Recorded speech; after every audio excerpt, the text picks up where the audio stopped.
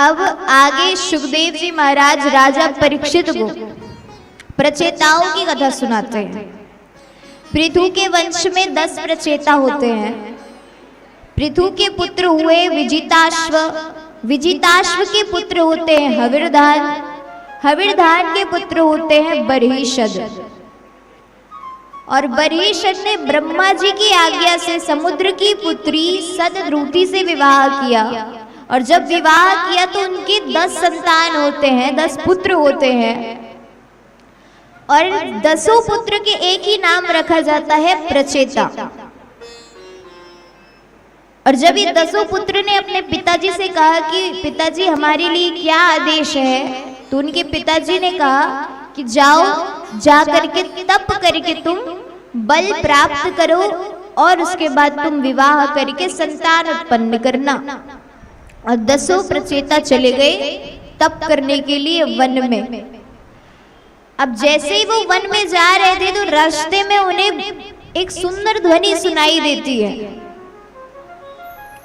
तो 10 प्रचेताओं ने इधर उधर देखा, तो फिर वो देखते हैं कि सामने से भोलेनाथ जी आ रहे थे।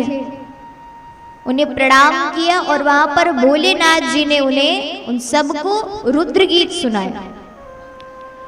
अब इनके बाद आता है पुरंजन की कथा। छोटी सी कथा है लेकिन बहुत सुंदर है,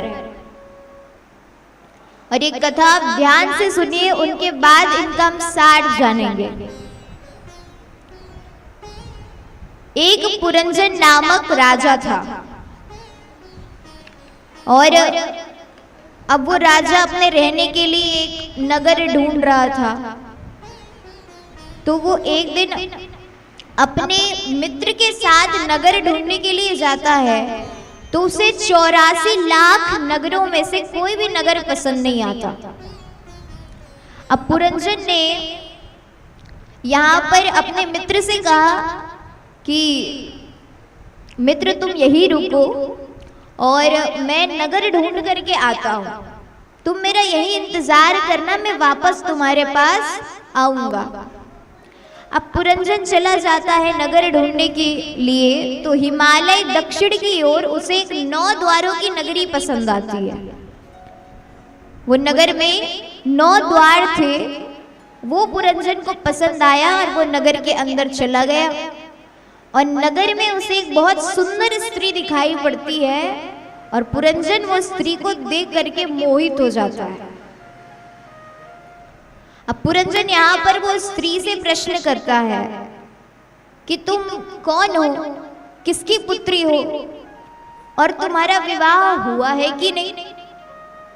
तब वो स्त्री ने बताया कि ये तो मुझे भी नहीं पता कि मैं किसकी पुत्री हूँ, बस मैं बहुत समय से इस नगर में रह रही हूँ और मेरा विवाह नहीं हुआ है। तो पुरंजन ने कहा कि विवाह तो मेरा भी नहीं हुआ है,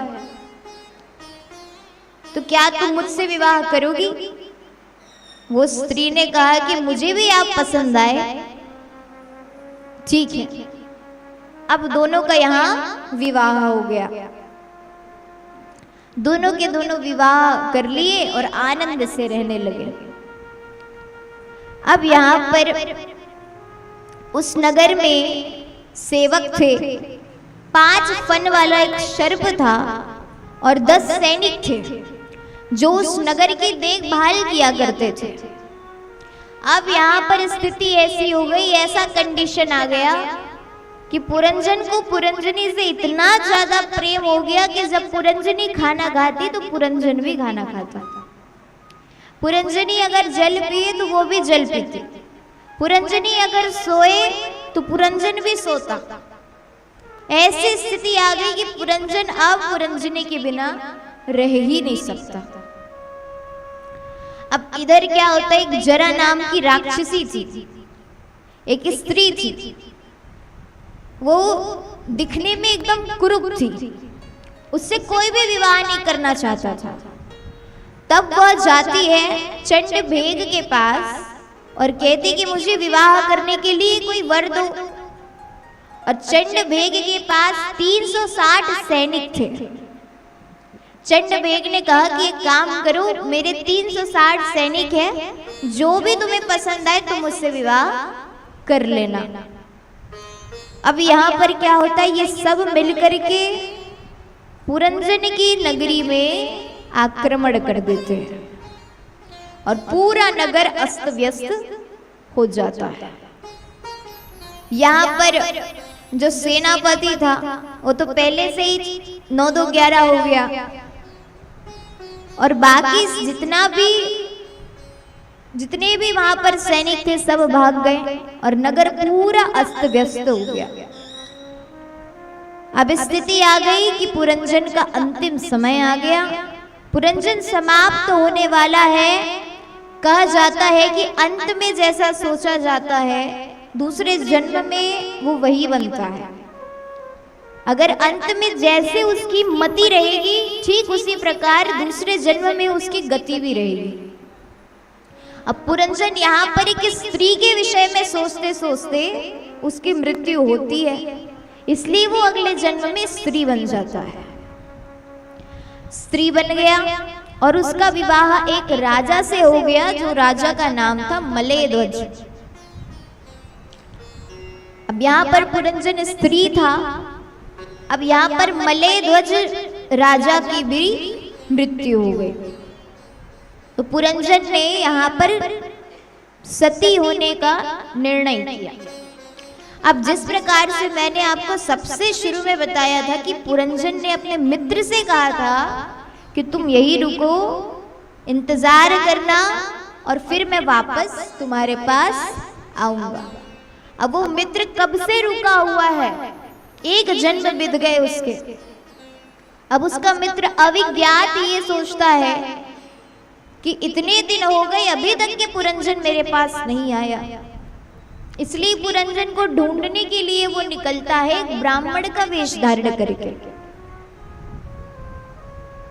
अब उसने पुरंजन को देखा तो वो ब्राह्मण तो समझ गया कि ये पुरंजन है, इस जन्म में स्त्री बना हुआ है। अब वहां पर उसका मित्र अविज्ञात जाकर के पुरंजन से पूछता है व्हाट हैपन, क्या हुआ। तब यहाँ पर कहता है कि मित्र कब से मैं तुम्हारा इंतजार कर रहा हूं, तुम यहाँ हो। पुरंजन क्रोधित हो जाता है और कहता है कि मैं एक पतिव्रता नारी हूं, वो तो स्त्री थी, मैं एक पतिव्रता नारी हूं और तुम मुझे मित्र कह रहे हो, तुम्हें डर नहीं लगता, शर्म नहीं आता। अब यहाँ पर अविज्ञात कहता है कि तुम अभी स्त्री हो, इससे पूर्व जन्म में मेरे मित्र थे पुरंजन। बहुत सारा वहां पर उसे याद दिलाता है वो अविज्ञात, और तब जाकर के पुरंजन को सब याद आ जाता है और वो अपने मित्र के साथ आनंद से चला गया। आनंद के साथ वो चला जाता है। बोलो राधे राधे। अब देखिए इस छोटे से कथा का सार क्या है। ये जो पुरंजन है, ये पुरंजन कौन है? पुरंजन हम है, और जो उसका मित्र था अविज्ञात वो ईश्वर है। एक दिन आत्मा ने परमात्मा से पूछा कि प्रभु मैं घूम करके आऊं? तो भगवान ने कहा कि ठीक है घूम करके आओ, लेकिन कहीं भटकना मत। जिस प्रकार से पुरंजन ने अपने मित्र से कहा कि तुम यही रहना, मैं आता हूं, ठीक वैसे ही आत्मा ने एक बार परमात्मा से कहा कि मैं घूम करके आता हूं। परमात्मा ने कहा कि ठीक है कहीं जाना मत, वापस मेरे पास ही आ जाना। अब जिस प्रकार से पुरंजन ने 84 लाख नगरी घूमी, ठीक उसी प्रकार आत्मा भी जो है लाखों योनियों में घूमता है, विचरण करता है, लेकिन उसे कोई भी योनि पसंद नहीं आती। और अंत में उसे 9 द्वारों की नगरी पसंद आती है, 9 द्वारों की नगरी मनुष्य शरीर। और फिर आत्मा आकर के मनुष्य शरीर में आता है।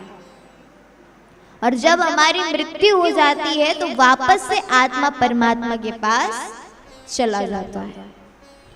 तो ये इस कथा का सार है।